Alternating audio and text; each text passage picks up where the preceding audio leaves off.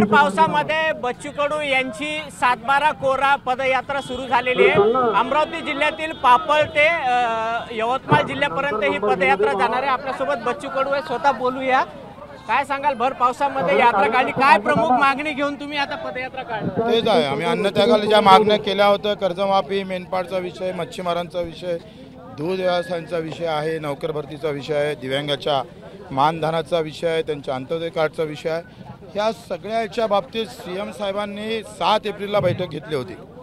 7 एप्रिलच्या बैठकीमध्ये 22 मुद्द्यापैकी 18 मुद्द्यावर त्यांनी कबुली दिली, आदेश दिले, कॅबिनेटमध्ये प्रस्तावना। काही मुद्दे तर बगर पैशाचे होते पण ते झाले नाही।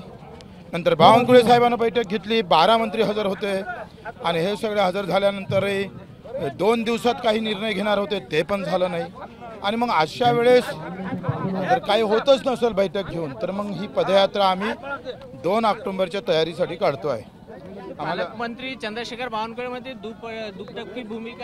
दुपट्टी भूमिका कशी आहे समजून सांगावं, तुम्ही निर्णय घ्या। हे इकडे घेणारी पदयात्रा तुमच्या गावापर्यंत आणू, तुम्हाला डोक्यावर घेऊन नाचू आम्ही। खूप चांगला प्रतिसाद मिळालेला आहे, कसं राहील यात्रेचं स्वरूप? आता प्रत्येक गावात जाणार, शेतकरी आम्ही सामील करून घेणार आहे। आमची पोळी, आमची भाजी आणि गावकऱ्यांची पोळी भाकर, भाजी आंदोलकाची आणि भाकर गावकऱ्यांची, असं समोरचा कार्यक्रम राहणार आहे। प्रत्येक गावात लोक उत्स्फूर्तपणे सोबत येत आहे आणि जात पात धर्म पक्ष पार्टी सोडून मी शेतकरी, मी मजूर म्हणून एकत्र होत आहे। सध्या अधिवेशन चालू आहे, काय संदेश द्याल सरकारला आपण? मला असं वाटते का अधिक अंत पाहू नये, आमचा अंत पाहू नये। शेतकरी आम्ही जे मागणी करतो ते रास्त आहे आणि रास्त मागणीसाठी आम्हाला अधिक वेळ लावू नये एवढीच विनंती आहे।